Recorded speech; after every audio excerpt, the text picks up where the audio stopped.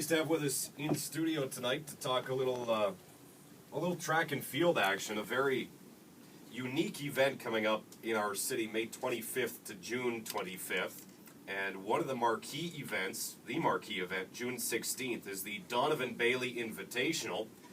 And as you might expect, the man to give us the best information on that would be the namesake, Donovan Bailey himself, in studio tonight. We're glad to have him. 1996 Olympic champion, 100-meter race. Donovan, it's a pleasure to have you in Edmonton. Welcome. It's thank you for having me, and it's awesome again to be back in the place that I retired in one of the greatest cities in Canada. Talk a little bit about why you're here. Talk a little bit to us about the Donovan Bailey Invitational coming up this, I don't know if you call it June, spring, or summers. June in Edmonton could be any of 4 seasons, but coming up in June the 16th, the Donovan Bailey Invitational. First of all, don't wish any bad weather on us. We're gonna have it'll be perfect. June 16th is gonna be an amazing day. It's gonna be a day full of sunshine and an amazing track and field competition. I think that the partnership of the city and of the province, of FedEx Alberta and myself, I think that everyone is put together an incredible infrastructure to present the very best that Canada will see. We will have the best athletes in the world competing, hopefully competing against some of the best in Canada in preparation and leading into the 2012 Olympic Games. So I'm looking forward to that. It sort of is a critical time because it's leading right up to London, leading right up to the Olympic trials. In terms of these athletes that are coming in, trying to get ready to go on to the London Olympics, they are going to need to use events like this to be at their absolute peak. Right. I mean, well, it's a very sensitive time because every athlete that's going to be a significant force in the 2012 Games will have shown their talents by May or June, or by the time we have this competition. So we will have some of them competing at our we'll have some of the best competing at the Donovan Bailey Invitation. Now, the press release here indicates that you've got Johan Blake coming to compete in this. He's one of the best young sprinters in the world. He's out of Jamaica, trains with Usain Bolt, who is the most dominant, maybe one of the most dominant athletes on the planet, certainly the most dominant sprinter on the planet. You don't think it's close? Well, no, I think Usain's the most dominant athlete on the planet. I mean, that's the first thing I think. And yes, we have Johan Blake, who is the best young sprinter, the talk of the track world right now, the one that he became the youngest world champion last in the 100 meters, which is extremely difficult to do. And he also became the second fastest human in the 200 meters. Again, a feat only matched by Usain Bolt. So I think that that's the kind of these are the kind of talents that we will have here at the meet. No, I want to talk about the 2 Jamaicans coming up, but first, the highlight in here is a Jamaican coming here to compete. Talk to me about the Canadian athletes right now. Talk to me about how strong the 100 meter, the 200 meter, how strong is track in Canada in terms of who we might have leading up to London in 2012. Is there a highlight Canadian name or Canadian names that might be on showcase? Well, we'll have incredible Canadian talents. I think that the Canadian talents that come to mind that will be contending for a medal in London will be the ladies hurdle. So clearly, it's going to be. I think that Priscilla will be back to her old self, which she I know she's training hard and preparing very well. I think that Perdita, Dylan Armstrong, is the big man, the shot putter. Hopefully Jessica Zelinka is ready in the HEP, and we have a lot of talented, and we have a lot of young athletes in all the other events. I think that the platform that we have with the Donovan Bailey Invitational, so as well as the Canadians I just named, I mean, this will be a platform for them to shine and not get intimidated by the world-class athletes that we'll be bringing in. So hopefully, what you and I will see between now and then will be the resurgence of major Canadian sprinting and some of these young kids that we're getting ready for the games. What's the challenge? I guess Canada is, it's a very obvious statement, a winter nation. It's a winter sport nation. Winter Olympics were always extremely competitive and continuing to grow. The Summer Olympics, a little bit more of a challenge. Events, you talk about the shot put and track and field, that's sort of a situation. What sort of strides have you noticed being made, assuming there are strides being made, to strengthen the summer sport, the track and field, within Canada? Well, you know what? Listen, I think that said before, we have incredible young talent. I mean, our junior teams, we always have incredible junior teams, but somehow it falls off between the junior and the senior, and then national, international level, and professional level athletes. With the Donovan Bailey Invitational, then because this is a month-long event, essentially, we have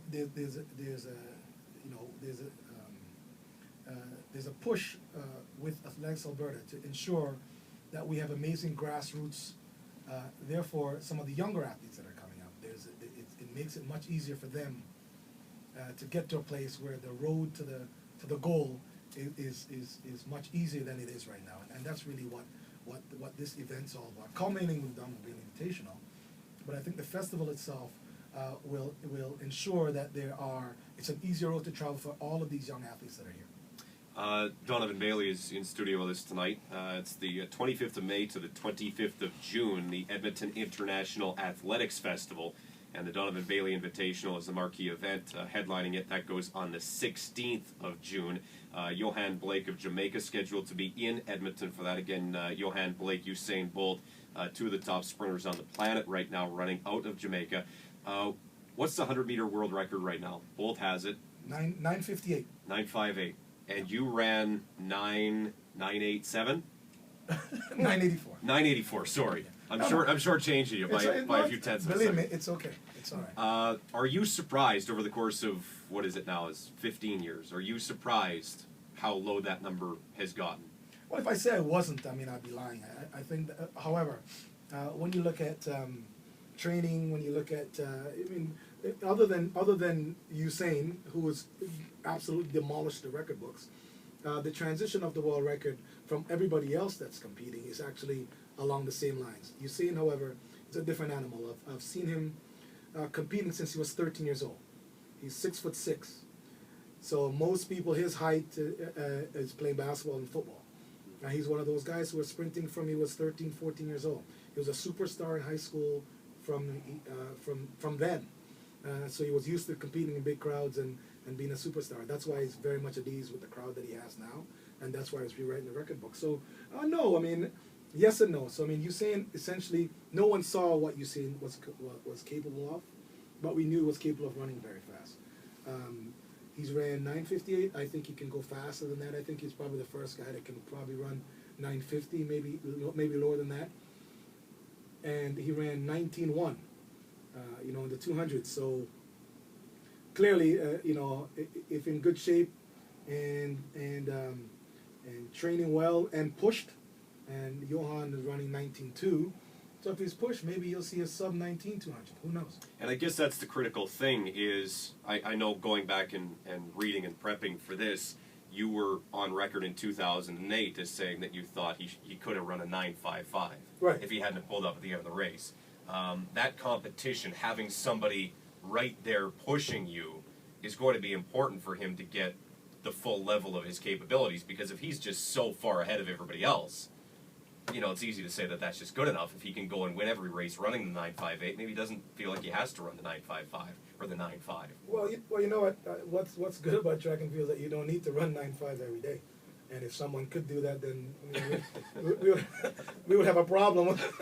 I think that we'd have a definitely problem with if someone's capable of running 9:5 every day. I think that there definitely would be a big line of testers waiting to find out how incredible this person could be. But yeah, he, Usain is in race shape, and surely he'll be pushed for 60 meters or 50 meters. I mean, it's gonna take him a minute to 6'6", so it's definitely gonna take him a minute to unfold out of the blocks.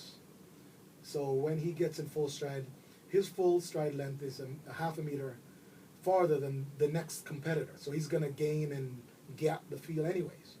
But if he's pushed for the first 50 or so meters, yeah, you'll see something that we haven't seen before. Heading into London 2012, and looking at the 100-meter race specifically, what's the false start rule going to be? Well, you know what? I don't even know what the false start rule is now. I mean, I've been on record saying that I thought the one and done rule was Because he just got caught with that not Right. too long ago. I thought the one and done rule was I didn't think that was favorable. I mean, it's probably good for myself and studio and the media. It's good because we know that the race is going to go on. But I think that the first false start that charts the field, and then the next false start is out. I mean, I agree with that one. Let's look, taking specifically Johan Blake. He's been, again, since he was just a young man, not even a man, young boy. Going back and looking at your career, you didn't get started until considerably later than a guy like Blake would have. I mean, nearly a decade later than Blake would have started being really serious about it. Right. Well, no, not really. I mean, I don't know. A lot of times, the athletes now that are competing, I mean, there's a transition.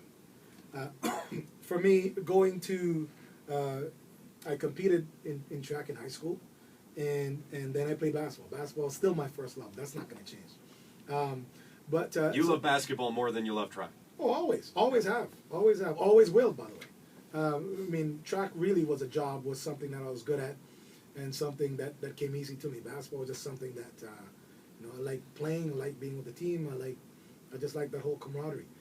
But a lot of the guys, I went in my career is a little different than most. And most of the athletes that are competing, and most of the athletes that's ever competed and probably ever will. Playing basketball in college, being a Canadian champion in basketball, being a stockbroker banker, and also getting bored of that and decided I'm going to go run track. Still being in relatively good shape at 21, 22 years old. So yeah, I mean, it's a little different for me because the stars now are 21, 19, 20, 21, 22, because again of social media, the infrastructure of some of the countries that are there, the fact that you can actually make a living as a professional in track and field. So there's a lot of those things that are now implemented that probably would change the way that any professional track and field athlete would be now, as opposed to when I